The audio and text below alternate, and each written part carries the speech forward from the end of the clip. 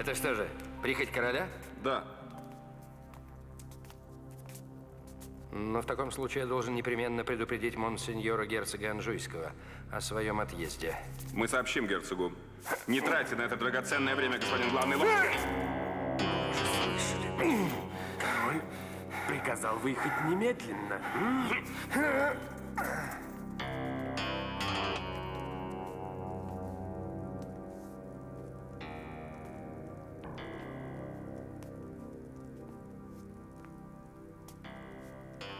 Жерон, зажгите фонарь. Кирис еще не пришел? Мы здесь, Ваше Величество.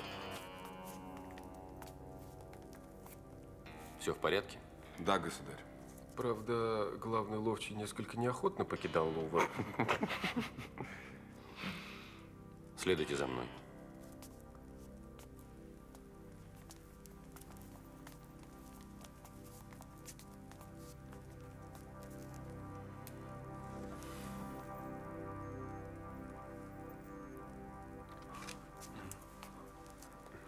Куда мы направляемся, государь? Кто дойдет, узнает. И ни звука. Будьте начеку.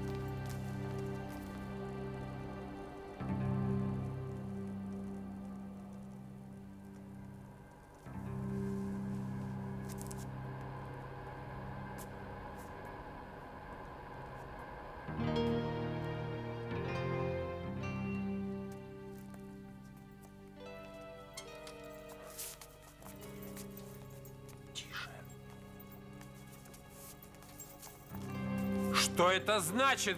О, государь. Побудьте с ним, Депернон.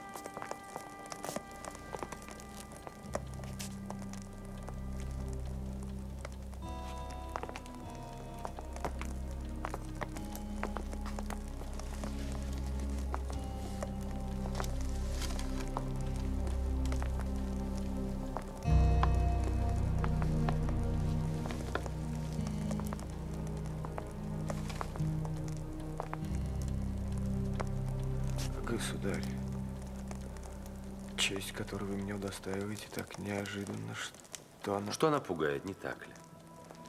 Нет, брат. Оставайтесь в постели, не вставайте. Да, но, государь, все же позвольте мне... Вы читали? Да, Ваше Величество. Ничего заслуживающего внимания. Вечерняя корреспонденция. Вечерняя корреспонденция, разумеется, корреспонденция Венеры. Ваше Величество желает поговорить со мной наедине? Все, что я имею сказать вам наедине, вам придется выслушать при свидетелях. Господа, слушайте хорошенько. Король разрешает вам. Государь, прежде чем оскорблять человека моего положения, вы должны были бы отказать мне в гостеприимстве в Лувре. У себя во дворце я смог бы ответить вам подобающим образом. Вы забываете, что где бы вы ни находились, вы являетесь моим подданным, потому что, слава Богу, король этой земли – я. Однако, ближе к делу. Дайте мне это письмо. Какое? Да то, что вы читали. То, что лежало у вас на постели, и то, что вы спрятали, увидев меня. Подумайте, государь, О чем? о том, что ваши требования недостойны дворянина. Дайте мне письмо. Государь, подумайте, это письмо от женщин. Есть письма женщин, которые следует читать обязательно. И очень опасно оставлять их непрочитанными. Пример – письма нашей матушки. Брат, Письмо. Это письмо не от женщины, а от одного из ваших сообщников, лотаринских принцев. Я видел печать. Дайте мне это письмо, иначе я прикажу, и у вас вырвут его силой.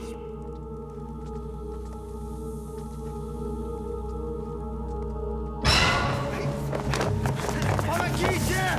Помогите! Стража! Ко мне! Ко мне! Мой брат хочет убить меня!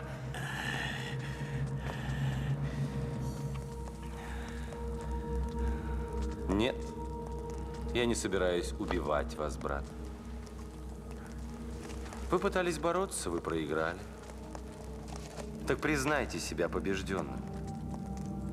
Теперь вы поняли, что господин здесь король? Да. Ну так скажите это не шепотом, а во весь голос.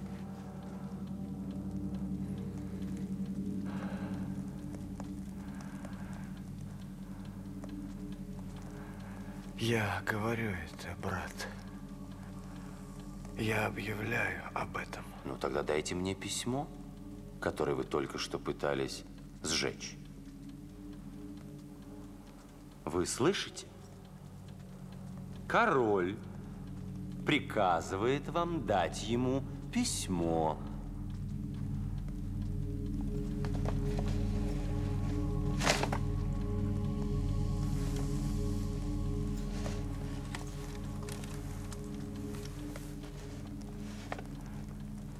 Это все, государь.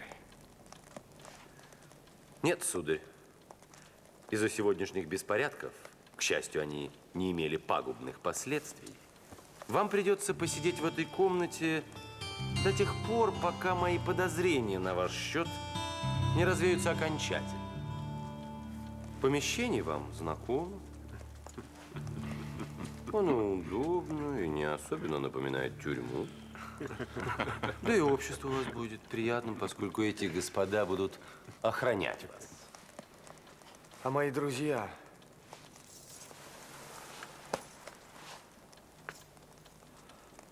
Могу я видеть моих друзей?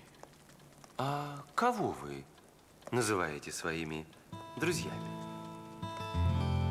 Господин де Монсоро, например. Господин де Риберака, господин де Антраге и господин де Бюсси. Конечно. И этого. Разве он имел несчастье чем-нибудь не угодить вашему величеству? Да. Сегодня вечером он нанес мне оскорбление на улицах Парижа. Вам? Государь, Да, мне или моим преданным людям. Что одно и то же. вас ввели в заблуждение, государь. Господин де Бюсси уже 2 дня не выходит из своего дворца. Он лежит больной, его мучает лихорадка. Если его и мучает лихорадка, то уж во всяком случае никак не дома, а на улице Кокиер. Кто вам сказал, что Бюсси был на улице Кокиер? Я сам его видел. Вы видели Бюсси на улице? Да, Бюсси, веселого, беззаботного, в сопровождении этого Реми, уж не знаю, лекаря его или там оруженосца. В таком случае я ничего не понимаю. Я сегодня был у Бюсси. Он лежал в постели и говорил, что тяжело болен. Значит, он меня обманул. Вот видите? Хорошо, когда все выяснится. Дебюсси будет наказан, как и другие. Или вместе с другими. Если господин де Бюсси меня обманул, значит, у него были какие-то намерения, в которых он не мог признаться мне, зная мою преданность вашему величеству. Господа, вы слышите, мой брат утверждает, что господин де Бюсси сделал это без его ведома. Тем лучше, Почему? потому что тогда Ваше Величество позволит нам поступить по нашему усмотрению. Да. Ну, хорошо, хорошо. Там посмотрим. Ну что ж, господа, я припоручаю вам и вашим заботам моего брата оказывать ему все почести, подобающие принцу крови. О, государь, будьте спокойны. Мы помним, скольким мы обязаны его высочеству. Прекрасно. Прощайте, господа. Государь, неужели я действительно арестован? Позвольте мне хотя бы завтра быть рядом с вашим величеством. Брат, окажите мне эту милость быть при вас.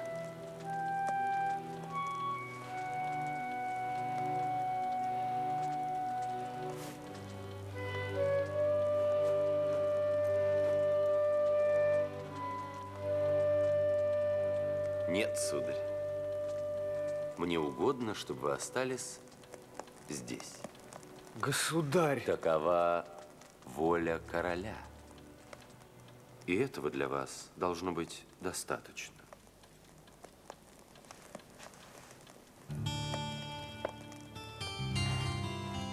Я же говорил, что настоящий король Франции – это я.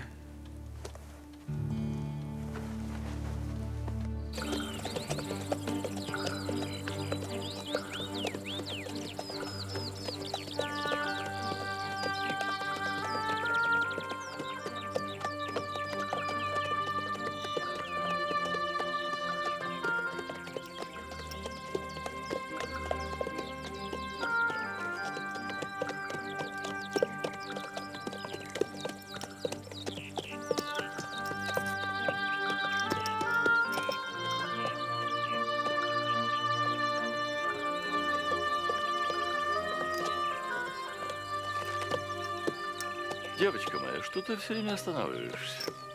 Уж не боишься ли чего-нибудь? Боюсь? Да чего же, отец? А мне кажется, ты боишься, не преследует ли нас господин де Монсоро.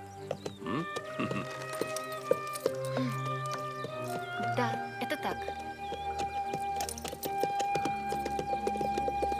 Диана, ты не должна его бояться, дорогая. Пора привыкать к тому, что он твой муж.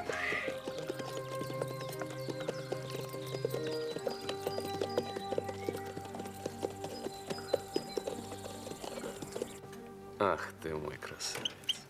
О, ай, красивая птица. Ну-ка, возьми. Ну, бери. Хорошо. Хорошо. Хорошо. А, хорошо. Хорошо. Хорошо. Ну-ка еще. Возьми. Господин граф, там какой-то дворянин хочет видеть вас. Пусть войдет.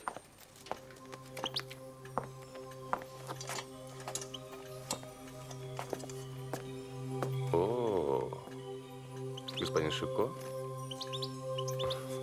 Чем обязан? Нам нужно поговорить, сударь.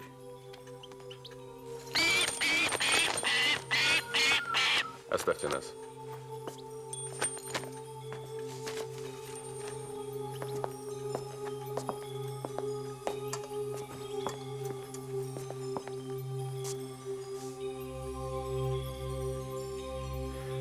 Я вас слушаю. Вы не удостаиваете меня приглашением сесть? Хорошо. Ну тогда...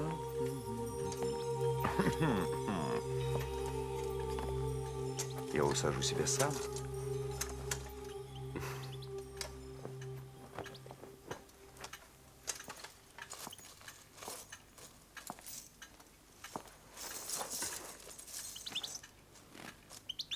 Итак, вы знакомы с Лигой, сударь?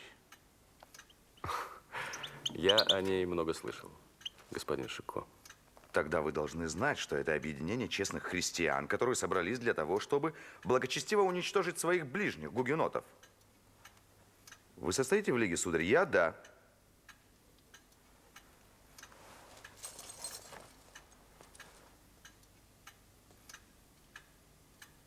Сударь, я имел честь спросить вас, состоите ли вы в Лиге.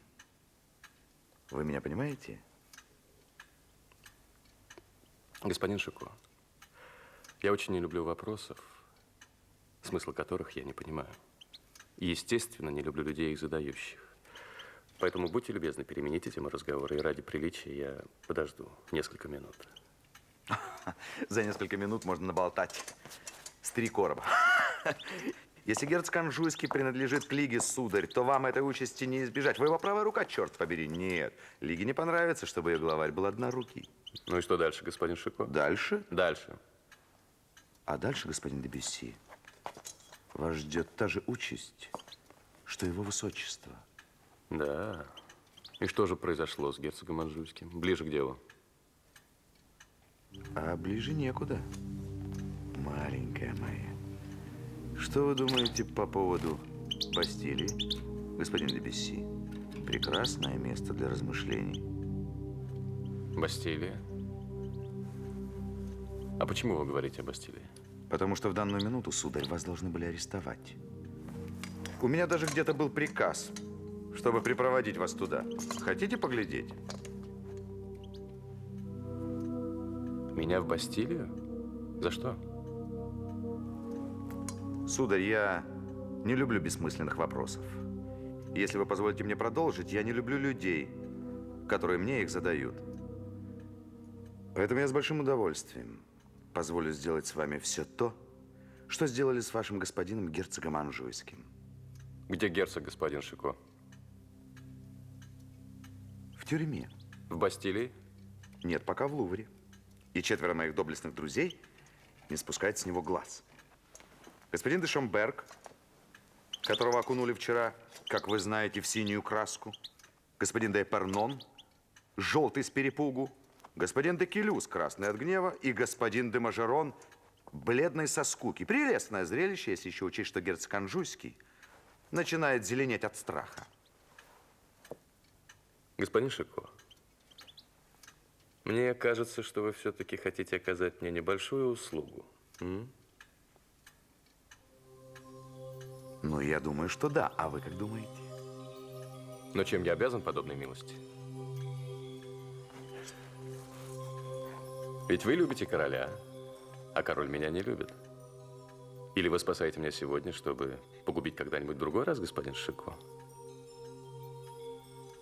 Сударь, я вас спасаю, потому что спасаю. А вы можете думать о моем поступке все, что хотите. Поэтому седлайте лошадей и исчезайте, а я передам приказ тому, кто должен его исполнить. Значит, это не вы должны были арестовать меня? Что? За кого вы меня принимаете?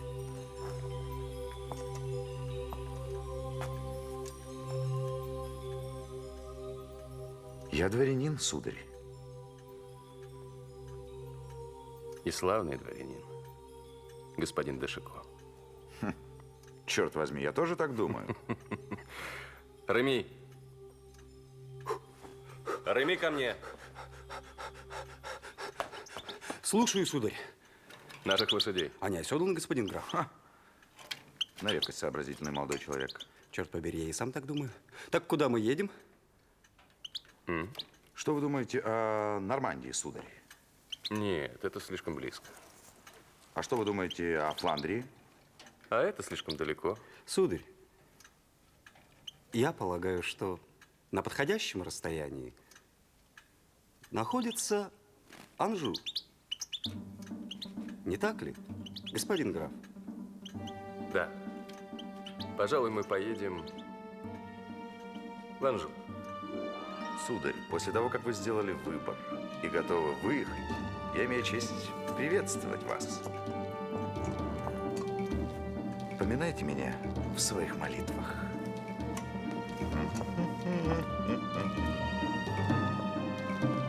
Это судьба, господин граф.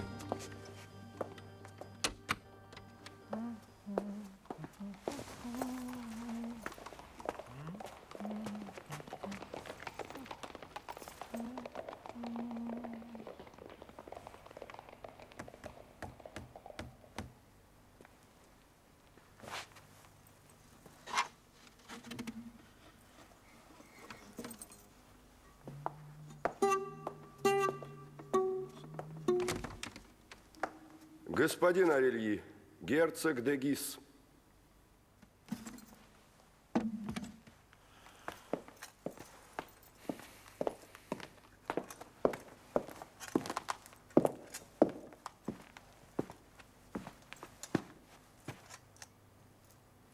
Орельи, насколько мне известно, вы не только лютнист, но еще и наперстник принца.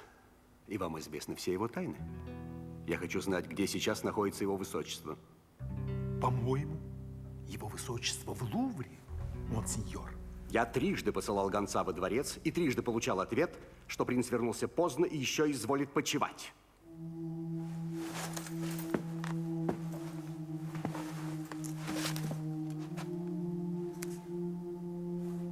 Спит.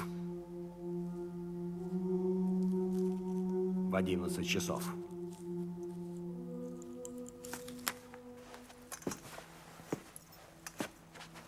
Совершенно непостижимо. Меня, признаться, это тоже беспокоит, монсеньор. Вчера, когда мы расстались, его королевское высочество не сказал мне о том, что намерен заночевать в Лувре. Вы должны немедленно отправиться в Лувр, Орельи. Я отправлюсь немедленно, монсеньор, раз вы так желаете. Что мне передать принцу? Что не время спать. Когда король собирается огласить главу лиги, церемония назначена на 2 часа. Мы должны встретиться и переговорить до прихода короля. Скажите, что я ждать его буду с нетерпением. А если я не найду его высочество в Лувре, что мне прикажете делать? Тогда не имеет смысла искать его в другом месте. В любом случае, без 1:45 я буду в Лувре.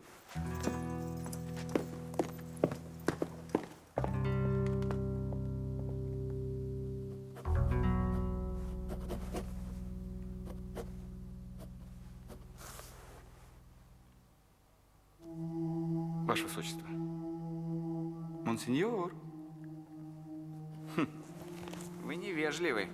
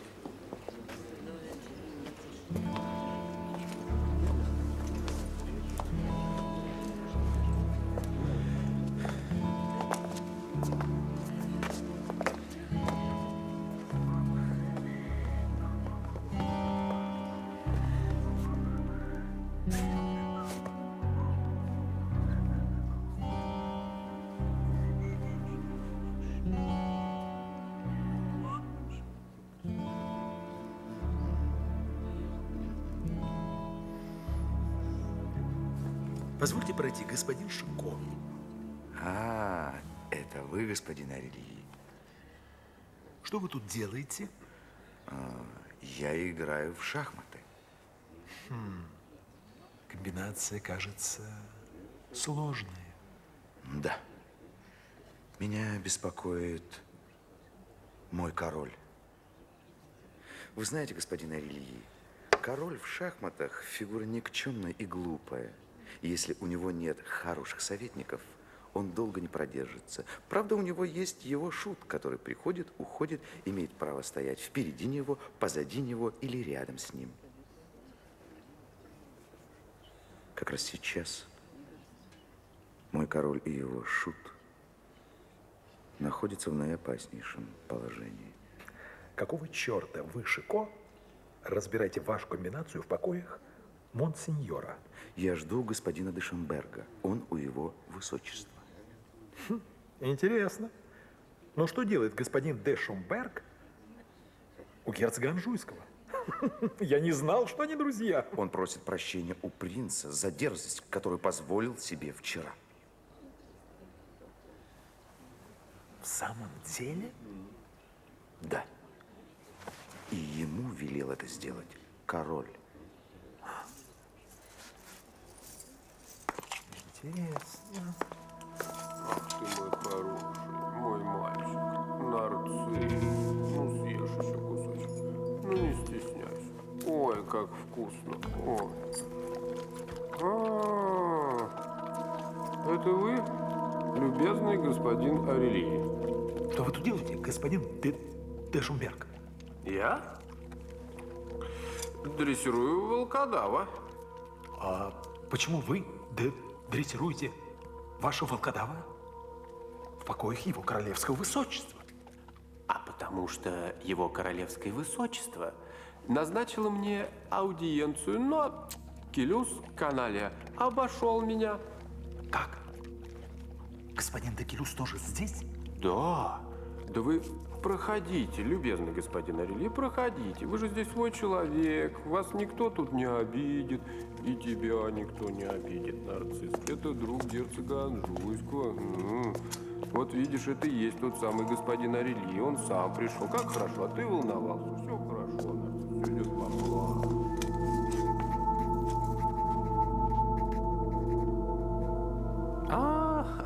Здравствуйте, любезный господин Арельи. Здравствуйте. А что вы здесь делаете, господин де Келюс? Я разбираю свою корреспонденцию и, признаться, нахожусь в весьма затруднительном положении. Если бы я мог также владеть пером, как вы, лютни, Арельи. Забавно. А почему вы разбираете свою корреспонденцию в покоях его королевского высочества? Его высочество назначил мне аудиенцию. Я ожидаю. А чем занимается его высочество? Монсеньор очень занят. Он принимает извинения у господ де Пернона и Мажерона, но вы, господин Арельи, можете пройти, вы ведь свой человек у принца. Да, но может быть это несколько нескромно с моей стороны. Полностью, проходите. Что я, Нет, проходите. Проходите, господин Арельи.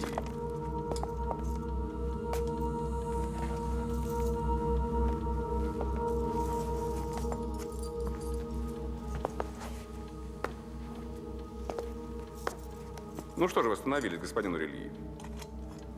Проходите, я прошу вас.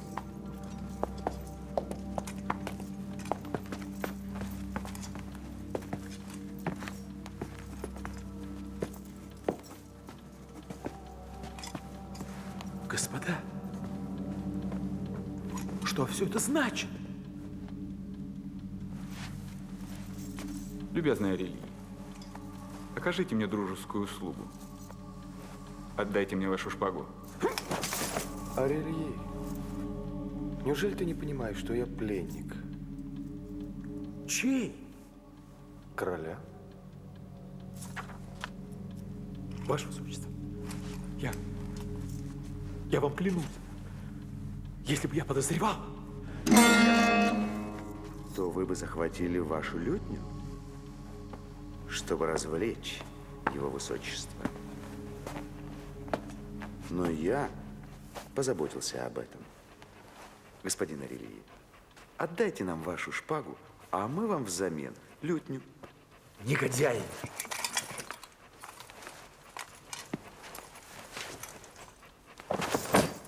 Вот и сменялись. Так на так. Один уже в мышеловке. Подождем других.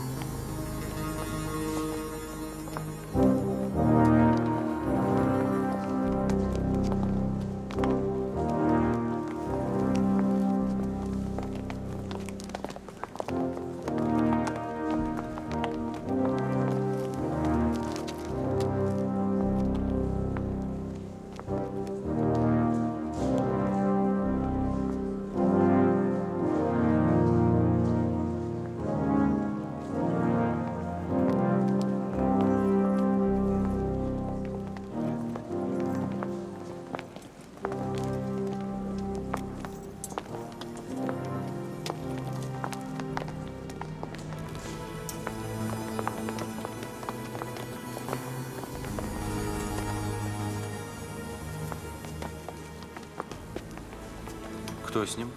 Все в порядке, государь. Нас сменили 10 швейцарцев. Что в Париже? Толпы людей стоят у стен Лувра. Ждут вашего решения.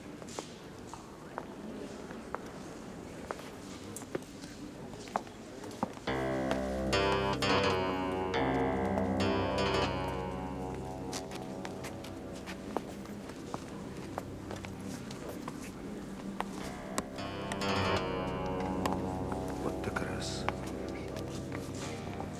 Посмотри, кто пришел. Подойдите сюда, господин главный ловчий.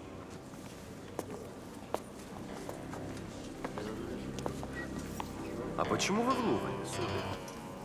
Я полагал, что в Винсене и готовитесь выставить для нас оленя. Олень был выставлен в 7 часов, но в полдень у меня не было никаких сведений от вас. Я испугался. Бросил все и примчался сюда. Я подумал, не случилось ли чего. Ваше Величество, если я нарушил свой долг, то это лишь из безграничной преданности вам. Будьте уверены, граф, я ценю вашу заботу. Благодарю вас. Если Ваше Величество позволит мне, то теперь, когда я спокоен и убежден в том, что все в порядке, я готов вернуться в Винсен. Нет, нет, господин главный ловчий, оставайтесь. Я нуждаюсь в том, чтобы меня окружали верные люди, на чью преданность я могу рассчитывать. Благодарю вас. Где вы позволите мне стать, Ваше Величество? Где пожелаете. Например, рядом. Здесь я обычно помещаю своих друзей. Пожалуйте сюда, господин главный ловчий.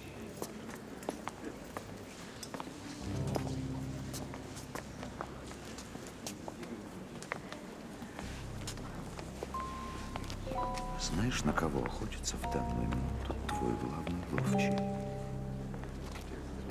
Нет. А на кого? На твоего брата Анжуйского. Пусть охотится. Своей дичи он здесь не увидит. Послушай, дай мне его на полчасика. Зачем? Чтобы немножко помочь. Ну что тебе стоит? Ты и так у меня в долгу. Заставил присутствовать меня на этой скучной церемонии. Ладно. Бери. Давай направим его по ложному следу. Не возражал бы. Тогда спроси у него, где графиня? Господин граф, а куда вы дели госпожу де Монсоро? Я не вижу ее среди дам. Воздух Парижа оказался вреден для графини. Получив разрешение королевы, она уехала в Анжу, на свою родину. Дело в том, Генрих, что воздух Парижа неблагоприятен для беременных женщин. Я, между прочим, советую тебе тоже отправить куда-нибудь подальше королеву, когда она донесет. Кто вам сказал, что графиня тяжела, господин наглец? А разве не так? Я полагаю, что предположить обратное было бы большей наглостью с моей стороны. Так вот, запомните, графиня не тяжела. Но все равно бедная графиня. В провинции она умрет от скуки. Но к счастью... Что к счастью? К счастью, туда же отправились кое-кто из наших друзей. И если они ее встретят, что весьма вероятно, конечно же, они ее развлекут. Ну и кто же из ваших друзей отправился в Анжу? Но вы их прекрасно знаете, господин граф, потому что это больше ваши друзья, чем мои. Вот как? Соблаговолите назвать имена этих друзей, господин Болтун. Ищите, господин главный ловчий, ищите. Выслеживать дичь – это ваше ремесло.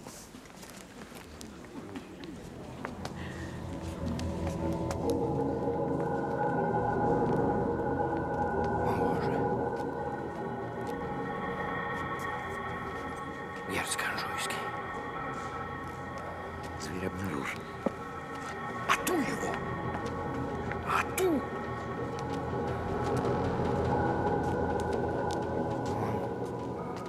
Он уехал в Анжу? Вполне возможно. Спросите об этом короля. Генрих, где твой брат? Я не утверждаю, что он уехал в Анжу. Я говорю только, что он исчез.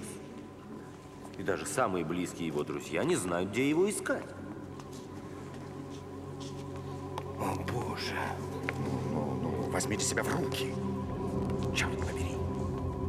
Неприлично давать волю своим чувствам.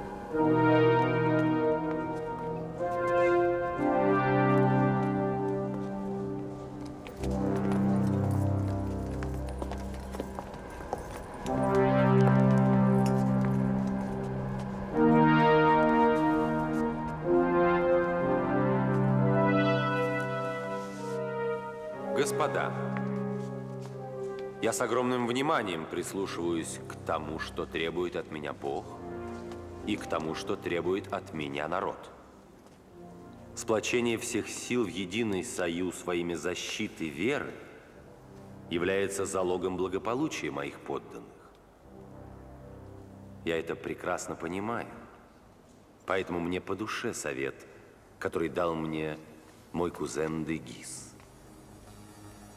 Отныне я провозглашаю Святую Лигу дозволенной и учрежденной. А поскольку необходимо, чтобы главой Лиги стал один из самых ревностных сынов церкви, я остановил свой выбор на человеке высокородном и добром христианине. Я объявляю, что главой Лиги будет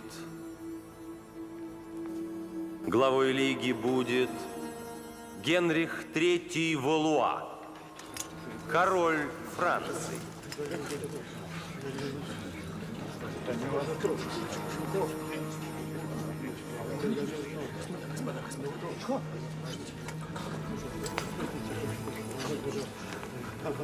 Да здравствует король! Да здравствует король! Да здравствует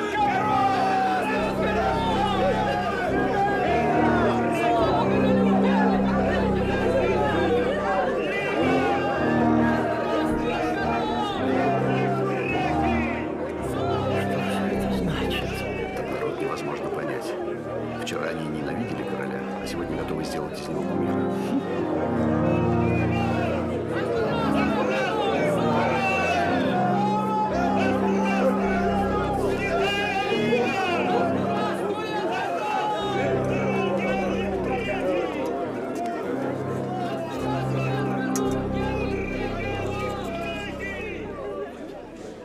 Теперь вы, дорогой кузен. Прошу вас, подпишите.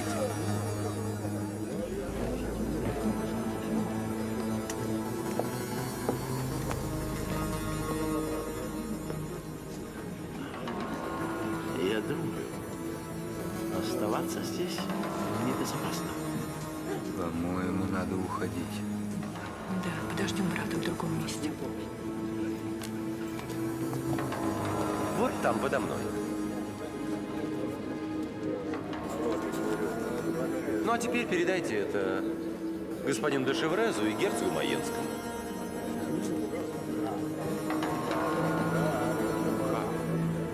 Их уже нет? Тогда господину де Монсоро.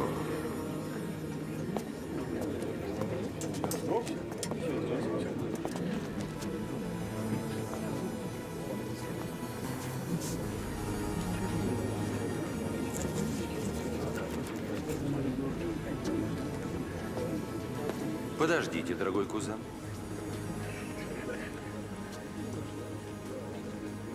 Вы считали, что нужно создать хорошую армию из всех сил Лиги. Армия создана. И естественный ее полководец – король. Пока я тут буду командовать Лигой, вы, как первый воин королевства, отправляйтесь командовать армией регулярно.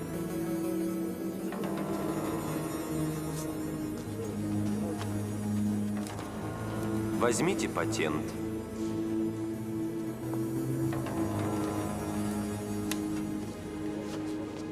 Когда я должен отбыть?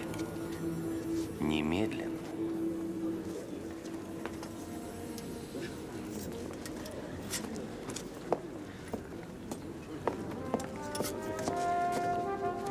Какой ты простофиля, Генрих.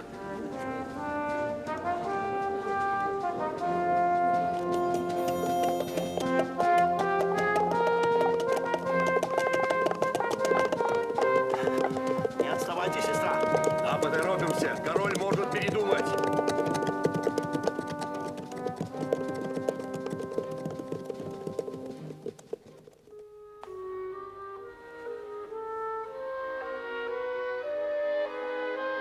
Как бы там ни было, я решил трудную задачу, матушка. Прекрасно, дитя мое. Я надеюсь, вы искренне одобряете меня.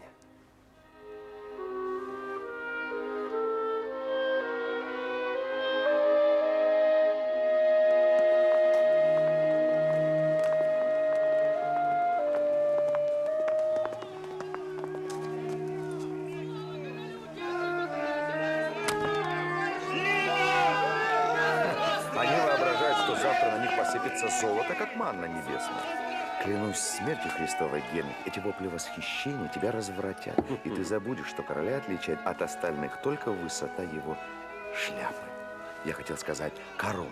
А когда его голова не покрыта, он такого же роста, как все остальные. Ты когда-нибудь бываешь доволен, господин хулитель? Я не прошу восхищения, я требую лишь одного – здравого смысла. Ты прав. Вот именно этого тебе не хватает. Ну ты же не можешь не согласиться, что удар нанесен мастерски. Как раз с этим я соглашаться не собираюсь. Но не я ли король Лиги? Ты ее король. Но ты больше не король Франции. А кто же ее король? Все, кроме тебя. И прежде всего твой брат. Мой брат. Мой брат, которого я держу под стражей. Ты дурак, Шико. Это моя должность. Сын мой, займись своей тайной полицией. В Париже в присутствии 30 человек совершается помазание на престол герцога Анжуйского. А ты об этом ничего не знаешь. Господи, Боже мой. А ты откуда об этом знаешь? Потому что моя полиция – это я сам. Итак, один король Франции у нас уже есть. Не считая Генриха Валуа, это Франсуа Анжуйский. А кроме него у нас еще есть герцог де Гис. Хорош король. Король, которого я изгнал, король, который я сослал в армию. Вот-вот в армию. И в какую? Ты вручил де Гизу армию из выносливых, закаленных в боях солдат. Армию, способную уничтожить 20 армий Лиги. И если однажды де Гизу взбредет в голову стать королем Франции, ему стоит только развернуть своих трубачей на Париж и скомандовать вперед. И он это сделает. Я его знаю. Ты позабыл об одном. Мой великий политик. Как? Разве есть еще 4-й король? Нет. Но ты забыл, что прежде чем мечтать о французском троне, надо бы оглянуться назад и посчитать своих предков. Когда такая мысль приходит в голову моему родному брату, это куда ни шло, потому что речь идет только лишь о первородстве. Но герцог де Гис, мой дорогой друг, подзаймись-ка геральдикой и вспомни, чей род древнее, французские лилии или лотарингские дрозды. Вот тут как раз и заключается ошибка.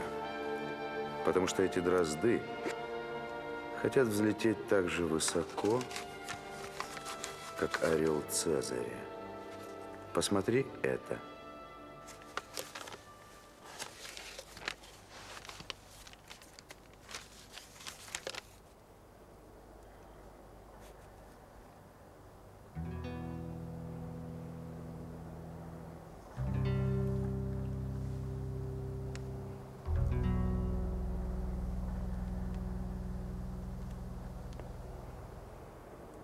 Ну, что скажешь, Генрих? Нас, кажется, с нашими лилиями малость обскакали, а?